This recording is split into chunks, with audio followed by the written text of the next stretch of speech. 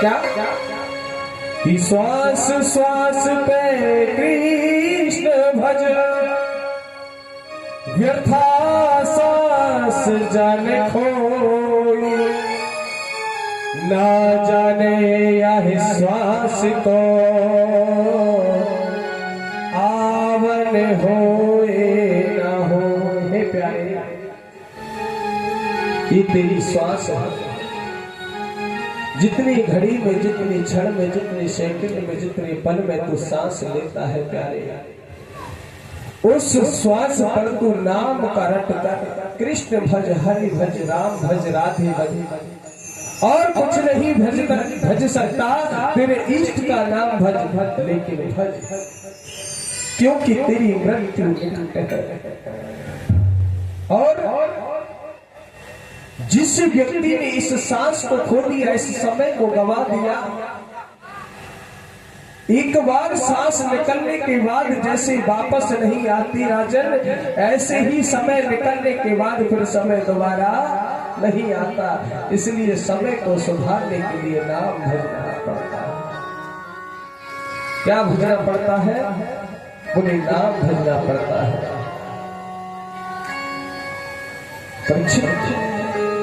और नाम के साथ साथ अगर प्रभु के चरणों में भक्ति लग जाए,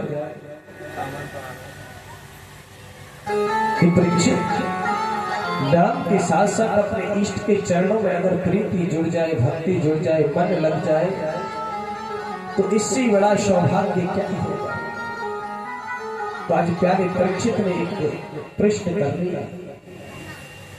आज महाराज परीक्षित ने एक प्रश्न कर लिया कि स्वामी एक बात बताइए। बोले कौन सी? कि आप कहते हो कि प्रभु के चरण में मन को लगाओ, इष्ट के चरणों में मन को लगाओ, लेकिन इस मन को लगाए तो लगाए कैसे? ये मन बड़ा चंचल है, एक जगह रुकता ही नहीं। ये मन बड़ा चंचल है, कैसे तेरा भजन करो। अगर माला लेके भजन करने में बैठ जाते हैं तो मन का मन तो और कहीं घूमता है। मेरा मन कभी दिल्ली तो कभी बम्बई। मन से ज्यादा तेज रफ्तार तो किसी गाड़ी की भी नहीं, किसी चीज की भी नहीं। एक मिनट में, एक सेकंड में बैठे बैठे आप अमेरिका घूम के आ जाओगे, एक क्षण में बैठे बैठे आप लंदन घूम के आ जाओगे।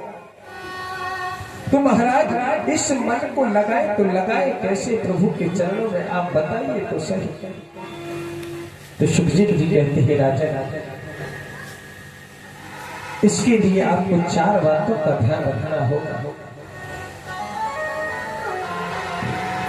4 बातों का ध्यान रखना होगा। बोले कौन सा? कि जित आशनो, जित श्वासो, जित संगो, जितेंद्रिया,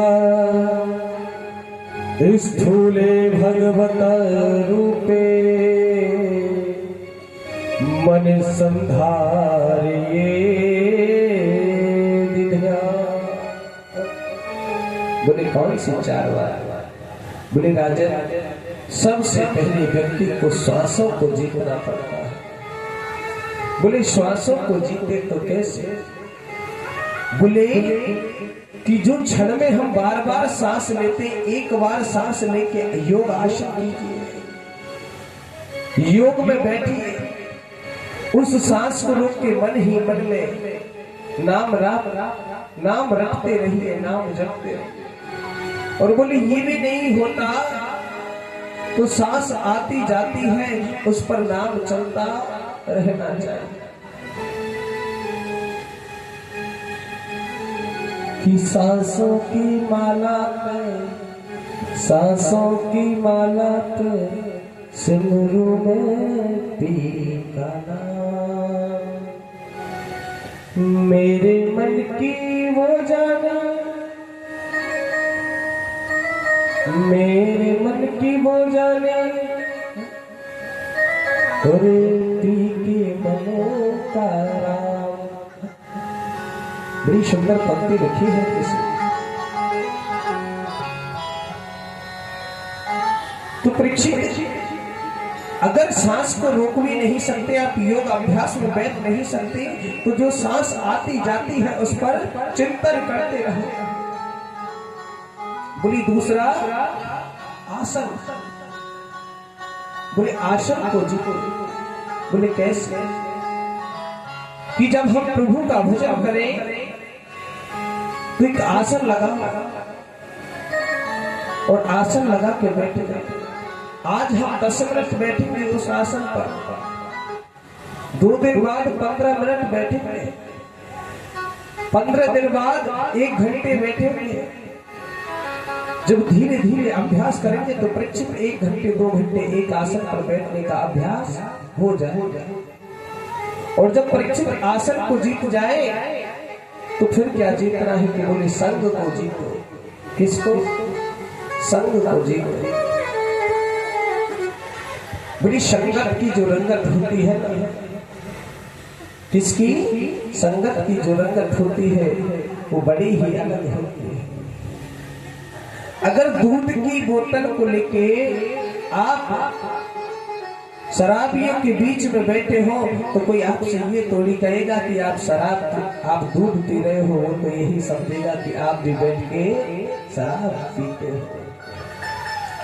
इसलिए राजन फिर संगत को जीतो, संग को जीतो। और बोले चौथा इंद्रियों को जीतो। बोले इंद्रियों को कैसे जीतो? बोले कि राजन हमारे अंदर 2 इंद्रियां मुख्य हैं, आंख और कान, जिनसे हमारे अंदर पाप प्रवेश करता है। आंख से देखना किसी पाप को, उससे हमारे अंदर पाप प्रवेश करता है। किसी जगह मानो कि किसी के 500 रुपए गिर गए, वो हमने आंखों से देख लिए, आज जिसके गिरे हैं वो बंदा आपके आगे जा रहा है, आंखों से देखे हमारे मन में पाप उत्पन्न हुआ, लोभ उत्पन्न हुआ। बोले इस पैसे को उठा के मैं जेब में रख लेता। ये आंखों से देखे हुए पाप। दूसरा कानों से। अब कानों से तुम जैसा सुनोगे वैसा ही कर्म करोगे। अच्छा सुनोगे तो अच्छा करोगे और बुरा सुनोगे तो बुरा करोगे। तो राजन इंद्रियों को जीते। बोले जिह्वा कहती है कि आप मीठा खाओ, जिह्वा कहती है आप चटपटा खाओ। तो राजन एक काम करना। बोले कौन सा?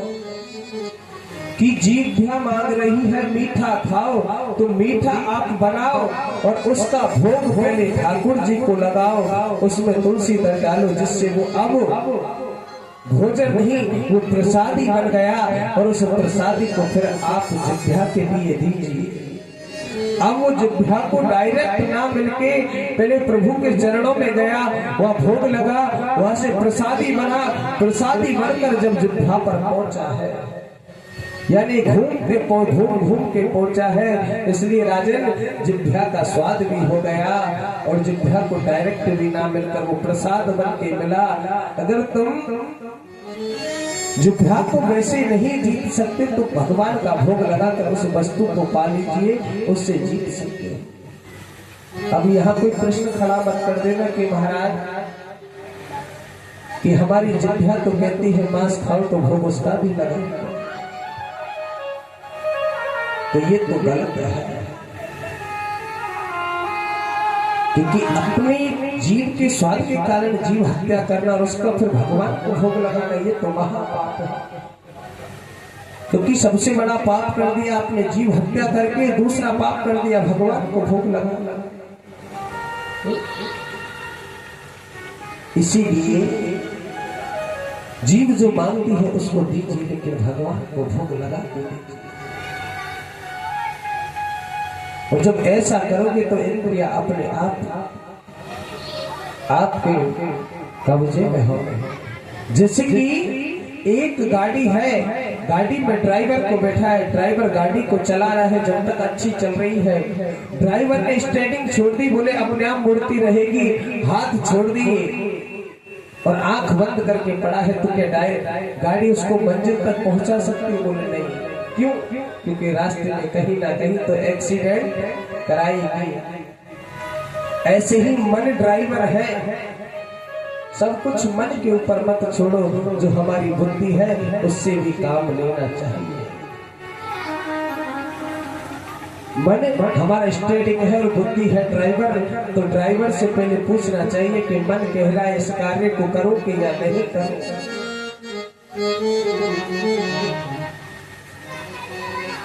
तो राजन, इस प्रकार से जब हम इंद्रियों को जीतेंगे तभी हमारा मन प्रभु के चरणों में लगेगा। कि देखना इंद्रियों के न घोड़े भगे, तुझ में हरदम संयम के कोड़े पड़े। अपने मन को प्रभु चरणों में लगाते चलो, हरदम गोविंद गोपाल गाते चलो। ये जीवन है, ये जीवन एक सफर है। क्या है? ये जीवन गाड़ी के समान है, एक नया मिलता है, दूसरा पुराना चला जाता है। पुराना गया, नया मिला, वो भी उतर गया। जैसे ट्रेन में सफर करते हो, एक नई सवारी मिली, उससे अच्छी बातचीत होने लगी, बोले और बात करते करते समय पास हो गया, उसका स्टेशन आ गया, लेकिन उसे छोड़ने का मन नहीं करता। वो उतर गया, उसी सीट में फिर कोई दूसरा आ जाता है। ऐसे ही हमारा जीवन है, एक गाड़ी है। कि जीवन तो भैया एक रेल है, कभी पैसेंजर कभी मेल है। ओ जीवन तो भैया एक रेल है, कभी पैसेंजर कभी मेल है। जीवन तो भैया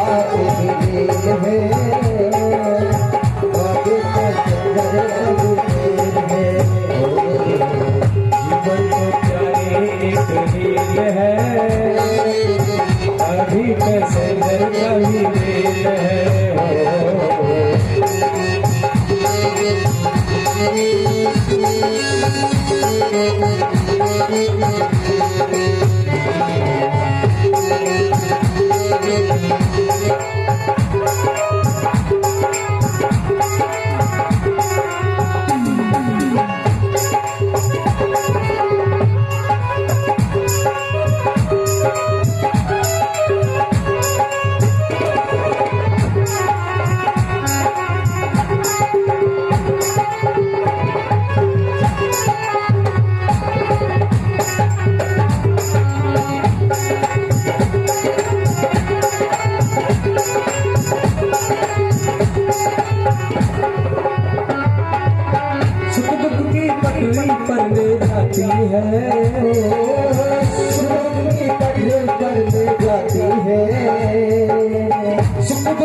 पटरी पर ले जाती है, पर ले जाती है, हमको मंजिल तक पहुँचाती है। पटरी पर ले जाती है, हमको मंजिल तक पहुँचाती है। सांसों का जल इसमें तेल है, सांसों का जल इसमें तेल है, कभी पैसेंजर कभी मेल है।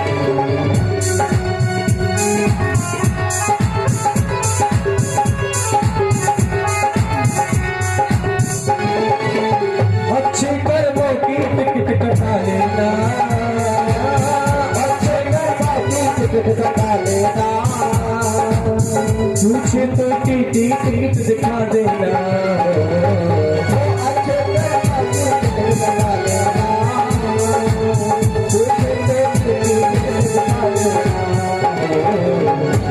देना। सीधी जेल है, सीधी जेल है, कभी पैसेंजर कभी मेल है।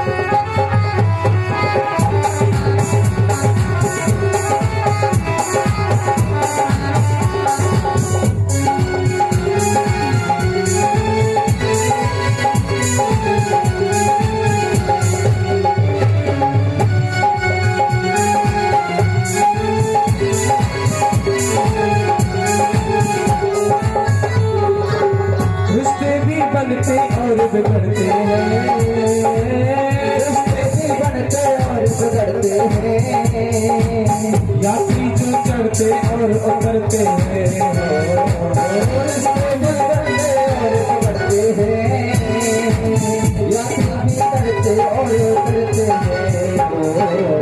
बाधा के सिग्नल का ये खेल है, बाधा के सिग्नल का ये खेल है, कभी पैसेंजर कभी मेल है।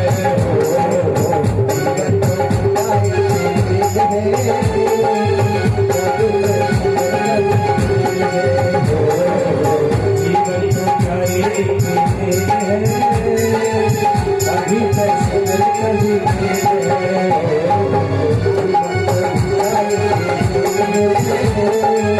कभी पैसेंजर कभी